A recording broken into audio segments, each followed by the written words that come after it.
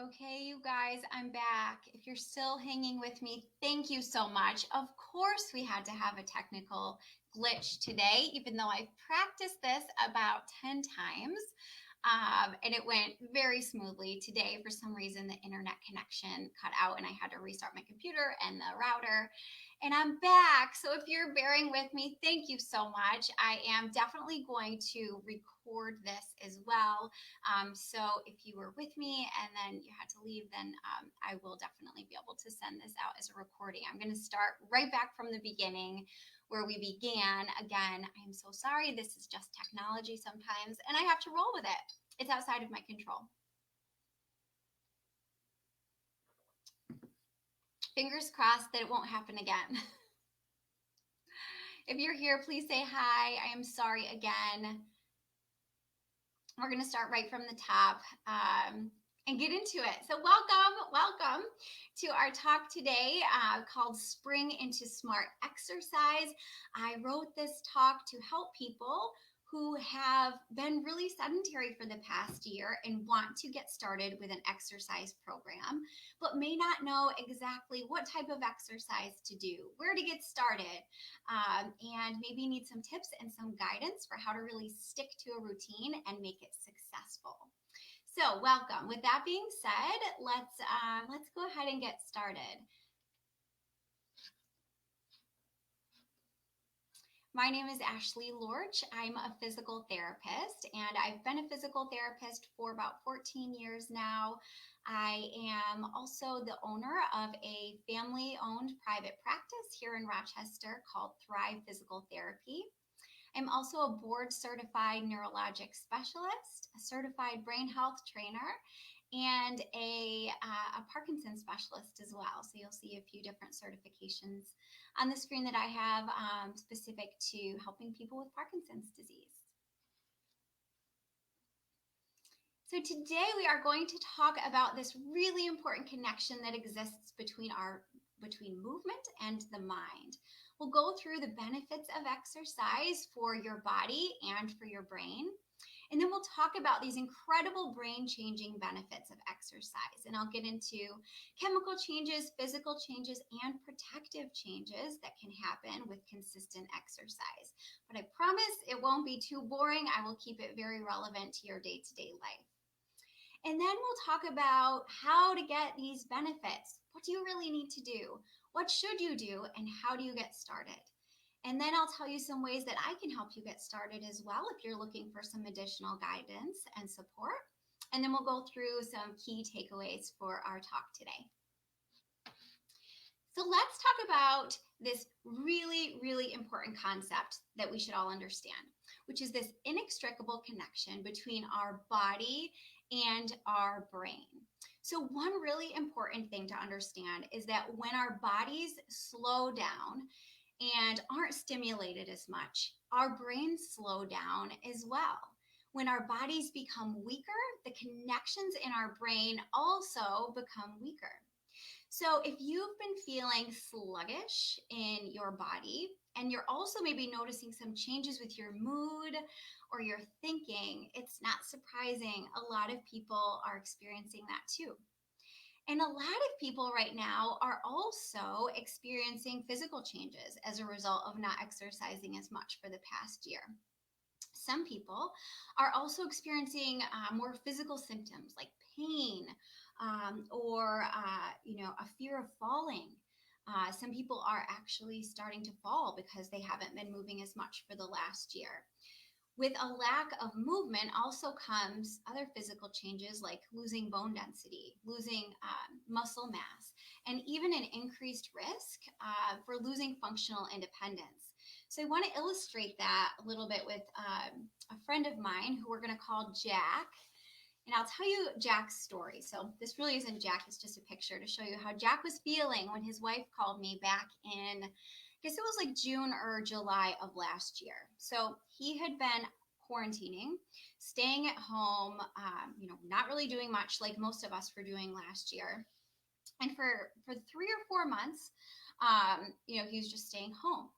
And the results of that started creeping up on him quite quickly. I had worked with him previously before the pandemic, and he was always such a fun, loving, really energetic, joking kind of guy. Everybody just loved him. And his wife called me at the beginning of summer and said that Jack was changing. He wasn't able to do the things that he was doing before the pandemic started. He started to forget to take his medications, and he also just started losing interest in the things that he really enjoyed. So he's a big model airplane builder, and he also really loved to work on his family genealogy, and he wasn't doing those things anymore. And then she told me that he was sitting a lot and having a ton of back pain and sleeping more and more throughout the day. She felt like she really was losing her husband. And then she told me that he had had a couple of falls,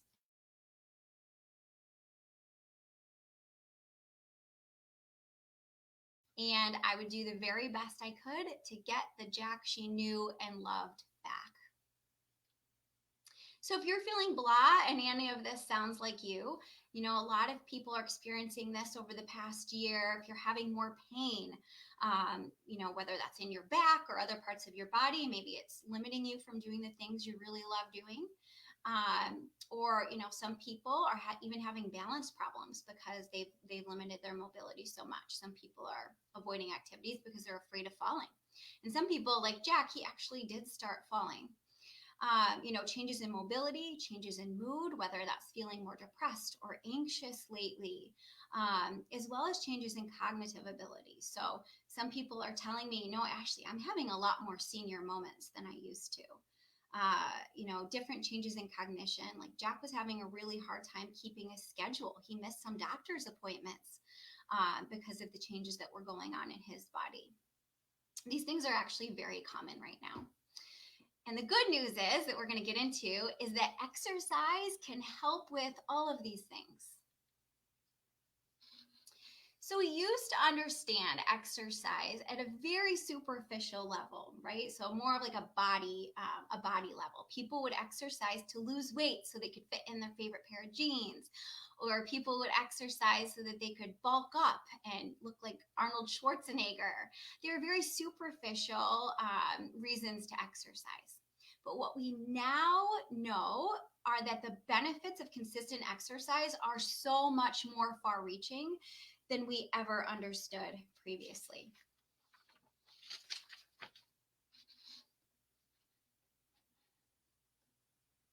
Exercise truly is medicine.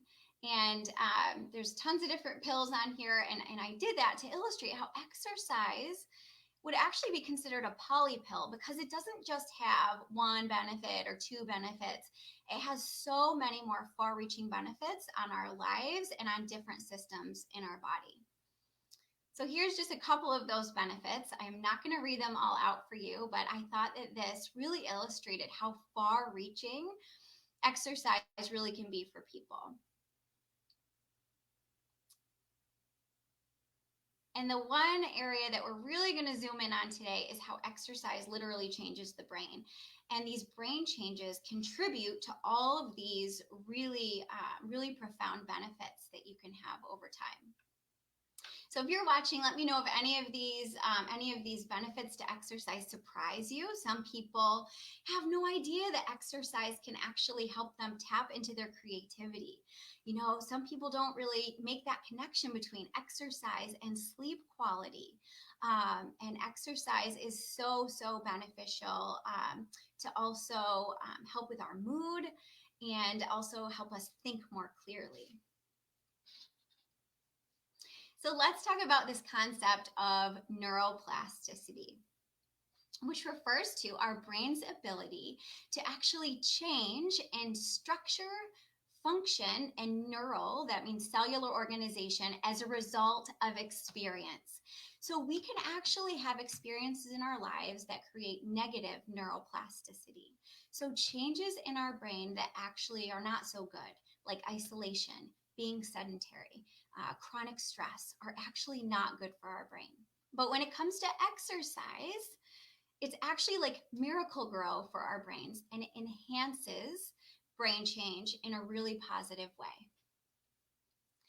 Three types of brain change I want to talk to you about today are chemical changes in the brain, physical changes in the brain, and protective changes in the brain that happen as a result of exercise. And again, I promise I could talk to you about this all day long because I'm just obsessed with this kind of stuff.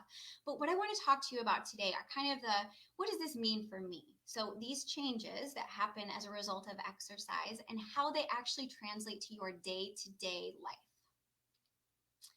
So chemical changes in the brain. Exercise actually has immediate effects on your brain after just one bout of exercise, just one time exercising. You can have an immediate increase in mood boosting chemicals. So if you've ever heard about a runner's high, where a person goes for a run and then they just feel like amazing after, that's what we're talking about here. So certain chemicals are released when you exercise that boost your mood. After just one bout of exercise, your ability to shift attention between tasks and your ability to focus on one task is also improved. You know, we say that the brain is actually primed for learning with exercise. So if you have something that you want to go to and you really want to pay attention, so if you're going to, you know, like an interesting lecture or, there's something that's happening in your life that you really want to pay attention to and be able to absorb what's going on. If you exercise before, you'll actually be able to focus better on that activity, which is so amazing. And then after just one bout of exercise, your reaction time is improved. I work with a lot of older folks who are concerned about their ability to drive because they feel like as they're getting older, maybe they're slowing down a little bit with their reaction time. And exercise actually improves this after just one bout of exercise. And then, if we also think about like when we need to be quick and react fast, if you babysit your grandchildren, maybe they're kind of hyper and crazy like my 4-year-old is, you may need to react really quickly so that they don't, fall down the stairs or drop a glass of grape juice on the carpet. So I think that's pretty amazing. So these chemical changes that happen after just one bout of exercise will last about 2 hours or so. If you want longer lasting benefits from exercise, you need to do it on a consistent basis for a length of time. So it doesn't happen overnight, but with consistent exercise, you can literally change the anatomy, the physiology, and the function of your brain. So think about your brain like a physical structure, like a muscle. So here's our friend Arnold. He's got big muscles. You can actually build your brain just like Arnold has built up his muscles, which is pretty amazing. So I want to just highlight 2 different structures in the brain that benefit from consistent exercise. And I should mention that this type of change with exercise happens after about probably 3 months or so of consistent exercise. You can start to actually see these changes. So one area I want to highlight today, and again, this is super simplified. There are many, many other changes that happen, but you may have heard of the hippocampus before. And the hippocampus is a part of our brain that is located deep in the brain that you may have heard of because it's talked about a lot in research on the brain as we get older. And the reason for this is because this is an area of our brain that is that's known as the memory and learning center. So this area is also very vulnerable to getting smaller as we get older. And as that happens, people's memory can be impaired, and their ability to learn new things can actually become impaired.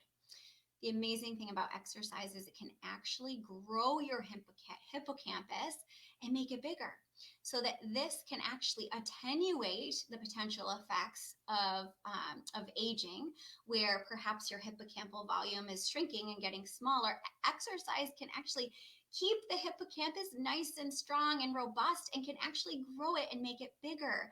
So studies have been done on this part of the brain where a person was imaged with an MRI and their brain was looked at.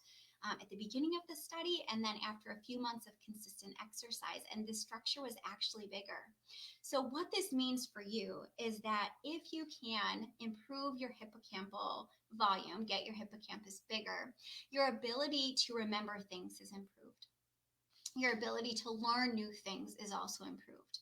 And also motivation can be improved, which is, kind of explains why a lot of people have a hard time initially getting started with exercise. It can feel like the last thing they want to do.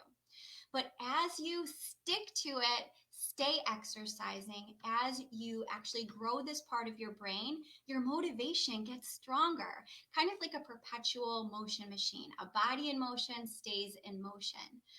So as you exercise more, your motivation to keep exercising gets stronger as well. And then another part of our brain that I wanted to talk about today is the prefrontal cortex. So that's located in the front part of the brain, as you can see in this picture here. And this part of the brain, it helps you with your working memory.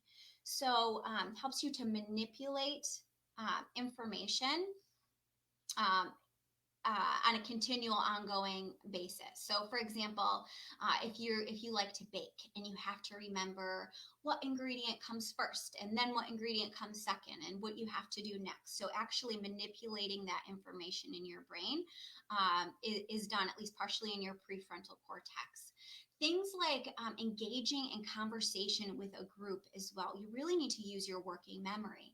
People have told me before that they kind of have backed away from social conversations because they feel like they're not able to keep up with what other people are talking about. And part of this is because of the prefrontal cortex. So if you can strengthen this part of the brain, your ability to be a better baker, a better conversationalist, maybe you like to play poker, where you have to remember cards. I'm not a poker player, so I can't really talk in detail about it, but improving your prefrontal cortex can improve all of those things on a day-to-day basis. So let's talk a little bit about protective changes that happen in the brain with exercise. And this is one of my favorite things to talk about. Exercise is neuroprotective. So when you exercise, certain chemicals are secreted in the brain that actually reduce inflammation and protect your brain cells from damage in the future. They also, exercise consistently also makes your brain stronger and more connected because it helps to create increased blood flow to the brain and new pathways, stronger, more connected pathways. So that even if you do have some damage to part of your brain, either from a disease or from a neurologic event like a stroke or from exposure to a toxin, your brain is actually capable of rerouting itself, kind of like rerouting, like in the picture, if you got rerouted on Google Maps because there was a traffic jam, there's an alternate pathway that is nice and strong that your brain can take instead. And this is kind of like a workaround, and this is the brain's ability to be what we call redundant, where even if there's some damage present, your strong, healthy, connected brain is able to compensate, where functionally you won't notice those deficits as profoundly as if you're, compared to if your brain was kind of slow and sluggish and not as strongly connected. So as you can tell, I love talking about this stuff. Any questions, please feel free to drop them in the comments, or if you have questions after the talk today, you can always reach out and ask those as well. So now that you're probably sitting there like, okay, this sounds great, but what do I really need to do? I mean, I know a lot of people aren't super thrilled about exercising. Some people love exercising, but other people just want to know what the bare minimum they need to do in order to see these benefits. So these are guidelines that I'm going to show you right now. Please don't feel intimidated by them. If you haven't been exercising at all, these numbers are a guideline to work up toward. So for substantial health benefits, eventually you're going to want to work up to about 2.5 hours to 5 hours per week of moderate intensity exercise, or between an hour and 15 minutes to 2.5 hours per week of vigorous intensity physical exercise. So this can be split up the way that you'd like to. Some people like to do, 5 days a week for 30 minutes, where other people like to do 60 minutes per day, 3 days per week. How you split it up is completely up to you.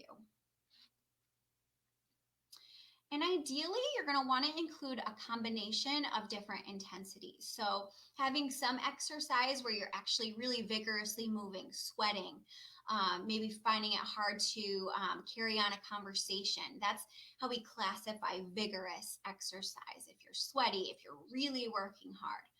And then more moderate intensity exercise is also really good for the brain and for the body. So including a combination of both more intensive kinds of exercises and more moderate intensity is actually the best over time. Again, you don't have to start there. The real important thing is consistency, is that whatever you're doing for exercise, being able to be consistent with it is how you are really going to reap its benefits maximally.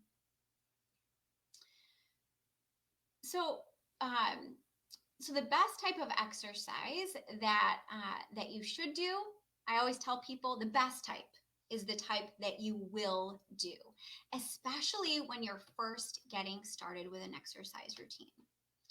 And variety is a really good thing, but when you're first getting started, I often tell people pick a type of movement that is readily accessible to you, that you can do on a consistent basis, that you feel safe doing, and start there.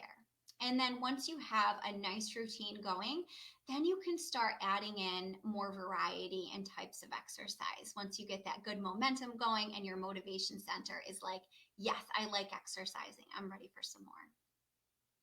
So some types of exercise that are beneficial to people who, really to anybody, but specifically to people who really want to improve their brain health and their quality of life, your mood, your cognition, all of those amazing things. A nice variety of these types of exercise are really good. So strength training, meaning doing exercises that are against resistance, that have a goal to improve your muscle strength. So leg strength actually is really, really important.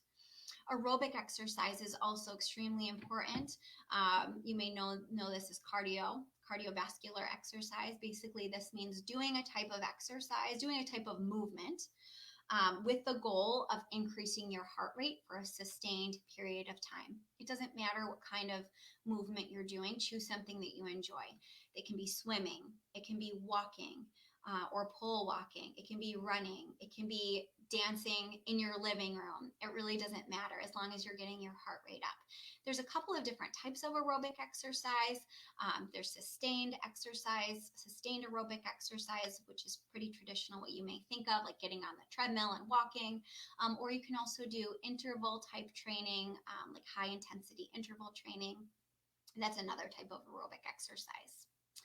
And then mind-body exercise. So this type of exercise is really great for helping to improve your body awareness, to really know where your body is in space. And it can also help with relaxation. So actually really calming down our overreactive sympathetic nervous system, which we're often in, especially lately, this fight or flight kind of state. And mind-body exercises can actually help suppress that and increase our parasympathetic nervous system, which is our rest and digest system, which we all could use a lot more of. So again, mind-body exercise, Tai Chi, yoga, breathing exercises all kind of fall into this category.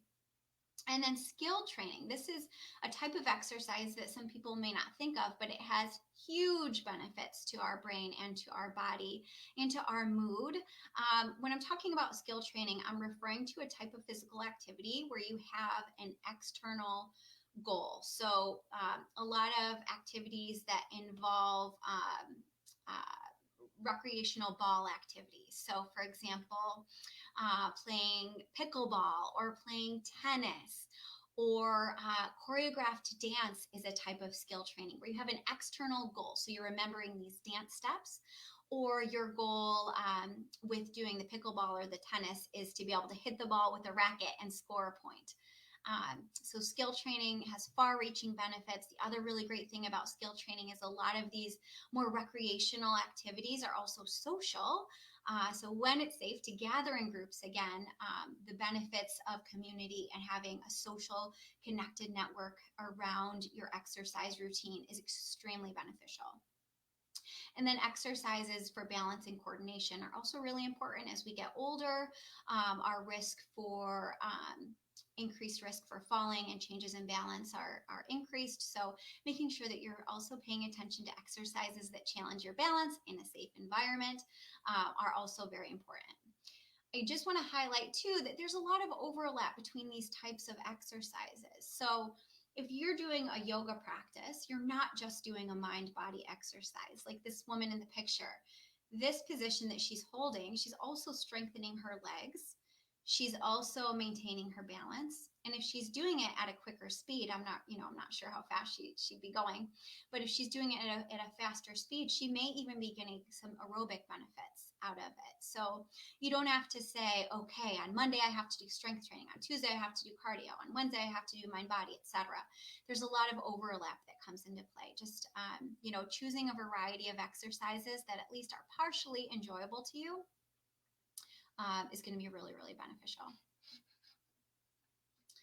So I want to give you some tips for getting started. So if you haven't been exercising much and you want to get started, or if you have had exercise routines in the past and they haven't been as successful as you want them to be, maybe you started out really gung-ho, but you lost steam after a while. That's very common. So here's some tips for how to get started and stick with a routine once you do start. First of all, make a plan. So sit down for a minute and actually write down types of exercise or types of movement that you enjoy now or that you've enjoyed in the past. I work with a lot of folks and they might tell me right off the bat, Ashley, I don't know how this is going to work with us because I don't like exercise. And then after we get talking for a little bit, maybe it comes up that they used to be in a recreational baseball team, or maybe the person used to love doing line dancing. We can always pull those types of things that used to bring you joy into your exercise routine. So first of all, make a plan. Think about what kinds of exercises are readily available to you and what kinds of exercise or movement you've enjoyed in the past. Stay away from those kinds of exercises, especially at first, that don't feel good in your body. Set yourself up for success by choosing things that bring you some joy. Any movement is better than no movement, especially when you're first getting started. Make a plan. And the other thing I want to say about make a plan is tell somebody. So having somebody know that you're getting started with an exercise routine can really make a big difference. So announce it. Tell a friend that you are ready to commit to exercise and here's what your plan is. So even if they're not involved at all, even if they live overseas, next time you talk to them, chances are good that they're going to say, hey, Ashley, how's that exercise routine going? And having someone else know that you're doing the exercise routine can help you stay accountable because they're going to check in and see how it's going. Start small and add more gradually. So like I said before, when I showed you those numbers about goals to work up toward eventually with an exercise routine, like literally if you're just getting started and you haven't been exercising at all, I want you to just start with 10 minutes a day. 10 minutes a day can make a profound change in your life. And then once you get 10 minutes a day in, gradually add more from there. And then schedule it in. So a lot of people tell me, I wanted to exercise, but then the day just got by. The day went so quickly and then I was tired and I just got in bed and I said, I'll exercise tomorrow instead. So set yourself up by actually scheduling it in to your calendar. So what days are you going to exercise? What time are you going to exercise? Who are you going to exercise with, if anybody? And then maybe even thinking about a backup plan. plan. So March in Rochester, you never know what it's going to be like. So maybe you had these really amazing intentions to go for a walk outside, but it's snowing. And now, it's slippery outside and you don't want to go outside. What's your backup plan? Do you have a plan B that you can still get some movement in and feel good about it? And then find a workout buddy. Having somebody to exercise with is such a motivating factor. I used to run with friends, and even in the mornings that I really did not want to exercise, if I was exercising by myself and going for a run alone, I probably would have hit the snooze button and not gone. But because I had a friend waiting for me to go running with, I showed up.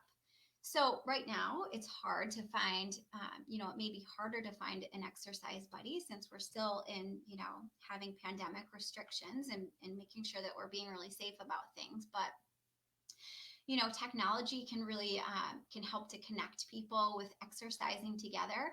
Even just calling someone up, I have some people who use under desk ellipticals, those like little machines that sit on the floor, and they put speakerphone on and then they talk to their friend for 30 minutes while they're doing their elliptical. And then the time just flies by, and in no time flat, they've gotten their couple of miles in on their elliptical bike because they're chatting with a friend, and that's enjoyable. And then link your efforts to a reward. So we really want to help reinforce our brain circuitry around exercise that helps it feel like a positive experience. I don't want you to dread exercising. So if we can kind of trick our brain a little bit, even if the actual experience of exercising isn't at least at first the most pleasurable or rewarding thing, can you do something right after your exercise that feels good? So then you have something to look forward to. So maybe it's, for me, I like to do a workout and then make my favorite cup of herbal tea so that I have that to look forward to. Or maybe, you call your grandchildren on Skype, and then you guys can have a chat after your workout and tell them how your workout went and how energized you're feeling. Maybe it's a healthy snack that you really love having, or maybe not so healthy, as long as you're doing it in moderation. It definitely at first, when you start an exercise routine, find a way to link it to a reward. Do something really positive to help reinforce those feel-good circuits in your brain to connect them with exercise.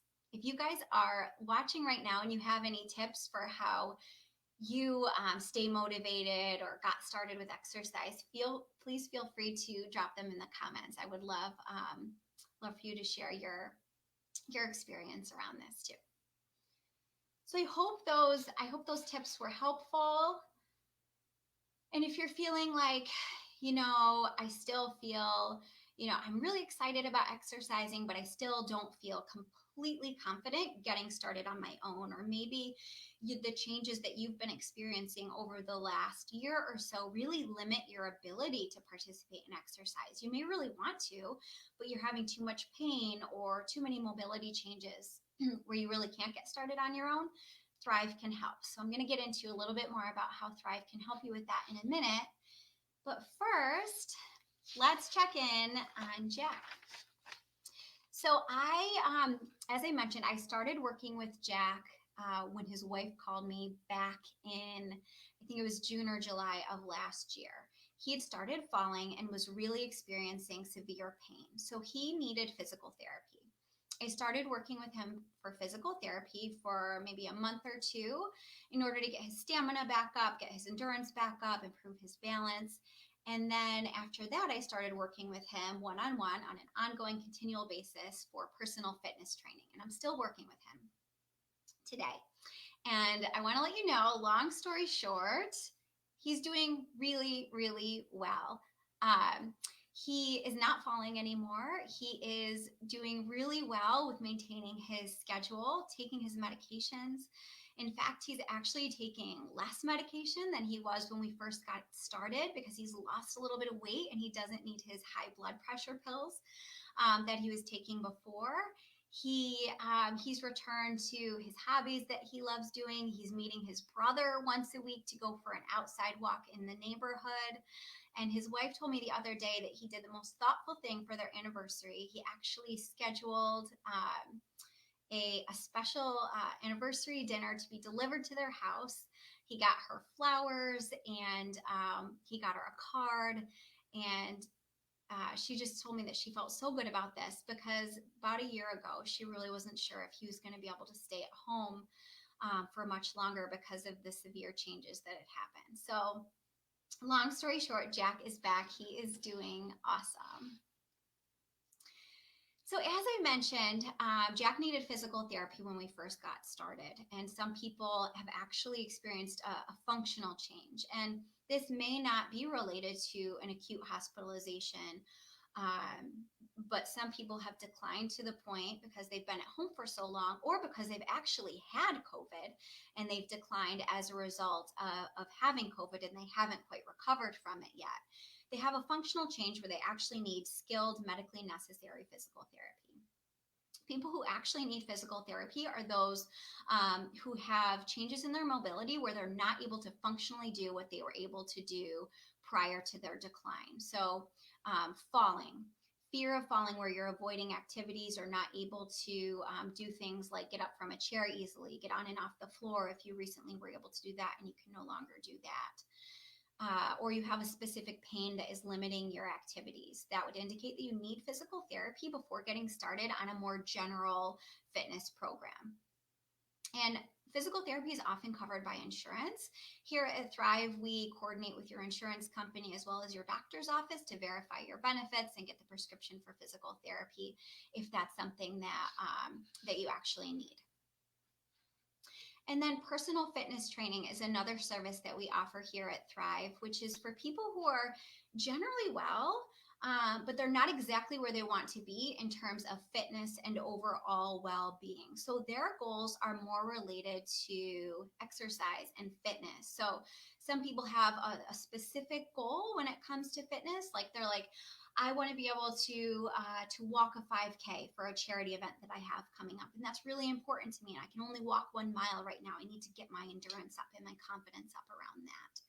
And some people we work with for personal fitness training have more general goals, like, I know I'm not going to do it on my own, and I want a coach. I want someone to help keep me accountable and stick to my plan, and help me just have more energy throughout the day and prevent any adverse changes from happening in my life. So that's, those are the kind of people that need personal fitness training. And a lot of people we work with at Thrive graduate from physical therapy, and then they want to continue on their wellness journey, and then they sign up for personal fitness training with us after that.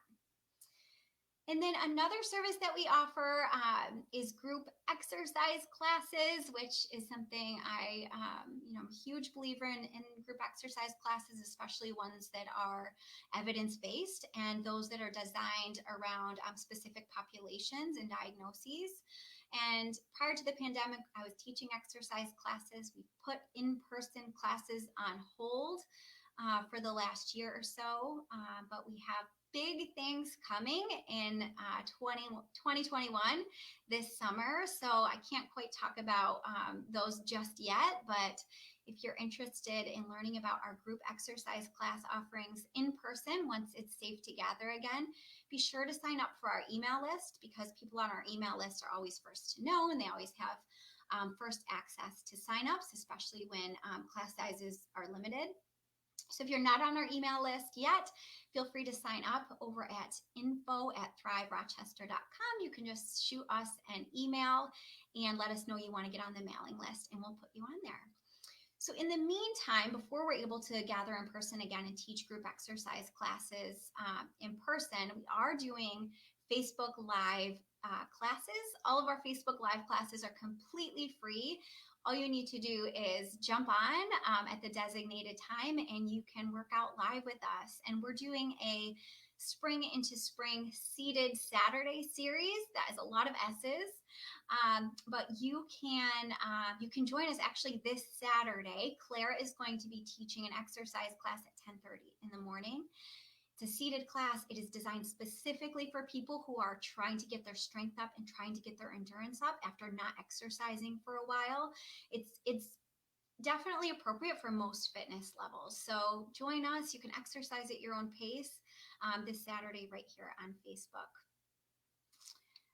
And if you're not sure, if you've been, listening to what I've been talking about today, and you're still really not sure where you fit into this, if you can do it on your own, or if maybe you need physical therapy, or where to get started, we're offering free complimentary calls right now. So all you need to do is send us an email or call us, and Jeremy will get you scheduled with either myself or with Claire for a 15-minute phone call where we can talk about your unique situation and your goals to find out if Thrive is a good fit for you or if you can get started on your own.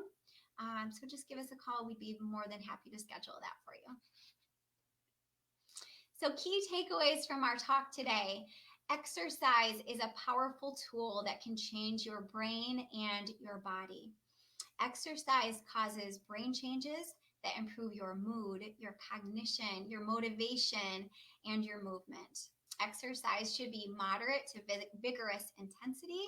So at least some of the exercise should be challenging. I always tell people if it doesn't challenge you, it won't change you. So exercise programs should include consistency and variety, but just get started. 10 minutes a day, 10 minutes of walking a day can actually make a profound difference. You don't really need anything super fancy when you're first getting started.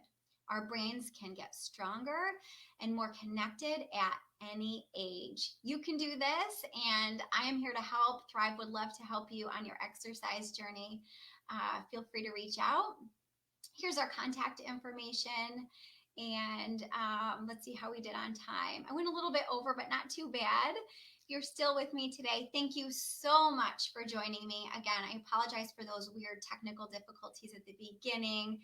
It's just how it goes with technology. It's a blessing and a curse. So if you have any questions, feel free to ask them in the comments. Someone just started yoga. That is awesome. That's so great. I love yoga. It has so many different benefits.